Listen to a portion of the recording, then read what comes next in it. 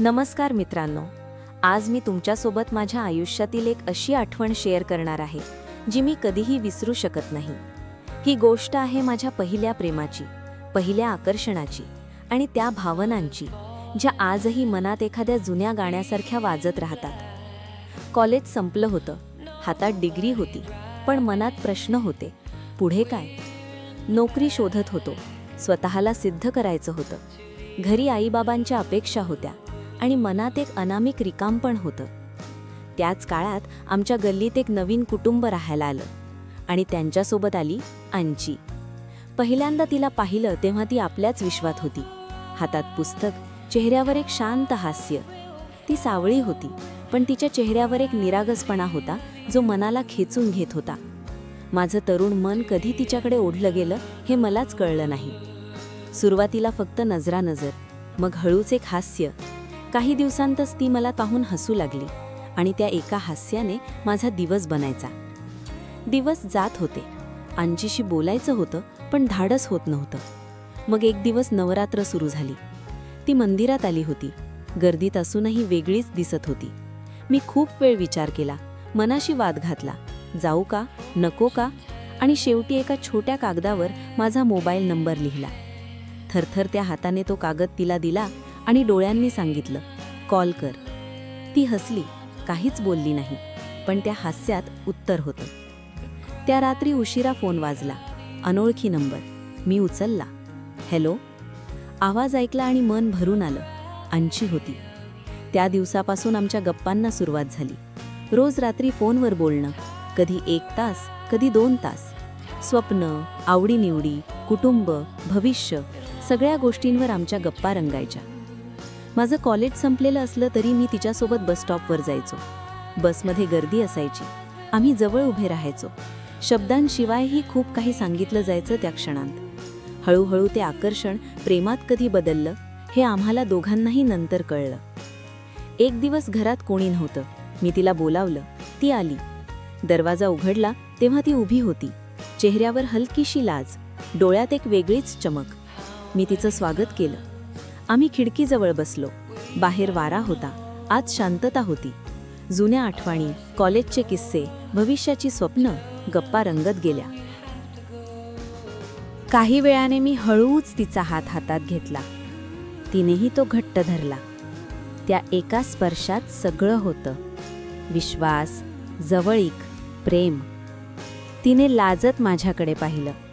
तिच्या चेहऱ्यावरचं ते निरागस हास्य पाहून मी हळूच तिच्या कपाळावर ओठ टेकवले. ती डोळे मिटून हसली. त्यानंतर आम्ही बराच वेळ एकमेकांच्या मिठीत हरवून गेलो. त्या मिठीत सुरक्षितता होती, विश्वास होता आणि प्रेमाची ऊब होती. वेळ कसा निघून गेला हे आम्हाला समजलेच नाही. पण सुख फार काळ टिकलं नाही. कोणाला तरी कळलं. शेजाऱ्यांनी आईला सांगितलं. संध्याकाळी बाबा घरी आले. चेहरा कठोर होता. आईने डोळे वळवले. बाबा शांतपणे म्हणाले, बस, ती मुलगी आपल्या घरात येणार नाही आणि तू तिच्याशी बोलणार नाहीस. मी म्हणालो, बाबा, ती चांगली मुलगी आहे. चांगली वाईट आम्हाला माहीत नाही. आधी नोकरी कर, स्वतःचे पाय जमिनीवर ठेव, प्रेमबिम नंतर होईल. आई मध्ये म्हणाली, अरे, आता वय नाही ह्या गोष्टींचं, आणि ते लोक नवीन आलेत, आपल्याला काय माहीत त्यांच्याबद्दल. त्या रात्री झोप आली नाही. मन एकीकडे ओढत होतं, जबाबदारी दुसरीकडे. अंचीला सगळं सांगितलं. ती ऐकत राहिली, शांतपणे. मग म्हणाली, तू आधी स्वतःला सिद्ध कर, मी थांबेन. त्या एका वाक्याने मला आतून हलवलं. मी ठरवलं, आधी स्वतः उभं राहायचं, आईबाबांचा विश्वास जिंकायचा आणि मग सगळं नीट करायचं. आमच्या भेटी कमी झाल्या, फोनही कमी झाले, पण मनातलं नातं कमी झालं नाही. मित्रांनो, पहिलं प्रेम म्हणजे फक्त आकर्षण नसतं. ते आपल्याला एक मोठी गोष्ट शिकवतं, स्वतःसाठी जगायला. अंचीच्या त्या एका वाक्याने मला स्वप्न दिलं. मी मेहनत केली, नोकरी मिळवली, स्वतःचे पाय घट्ट केले. आयुष्यात प्रेम मिळो वा न मिळो, पण ज्या माणसाने तुम्हाला चांगलं बनण्याची प्रेरणा दिली त्याची आठवण कायम सोबत राहते. आजही त्या दिवसांची आठवण आली की मनात एक गोड हसू उमटतं. कारण पहिलं प्रेम आपल्याला प्रेमाचा खरा अर्थ शिकवतं. जवळीक, विश्वास, आपुलकी आणि स्वतःला घडवण्याची हिंमत. अनेक वर्षानंतर आयुष्य पुढे सरकत राहिलं.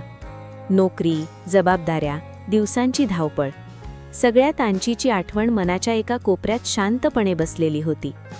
एक दिवस अचानक फोन वाजला. अनोळखी नंबर. उचलला. हॅलो. तोच आवाज, तीच लकब. आंची होती. काही क्षण शब्दच सुचले नाहीत. मग ती म्हणाली, भेटायचंय, वेळ आहे का? आम्ही भेटलो. ती समोर बसली होती. तीच निरागस नजर, तेच शांत हास्य. वर्ष गेली होती, पण ती तीच होती. ती म्हणाली, तू खूप बदललास, चांगल्या अर्थाने. मी हसलो. तू बदलली नाहीस. बराच वेळ बोललो. जुन्या आठवणी, वेगळ्या झालेल्या वाटा आणि मनात अजूनही असलेलं ते काहीतरी. त्या भेटीत आम्ही दोघांनीही ठरवलं, आता वेगळं व्हायचं नाही. मित्रांनो, आयुष्य नेहमी आपल्या मनासारखं चालत नाही, पण जे खरं असतं ते कुठेतरी थांबलेलं असतं, तुमची वाट पाहत. स्वतःला घडवा. वेळ येईल तेव्हा आयुष्य स्वतःच तुम्हाला योग्य माणसाकडे घेऊन जाईल. पहिलं प्रेम कधीच संपत नाही, ते फक्त थांबतं, योग्य वेळेची वाट पाहत. आवडली का ही स्टोरी? कमेंटमध्ये नक्की सांगा. आणि तुमचीही अशी एखादी आठवण असेल तर शेअर करा, कारण प्रत्येकाच्या आयुष्यात एक आंची असतेच.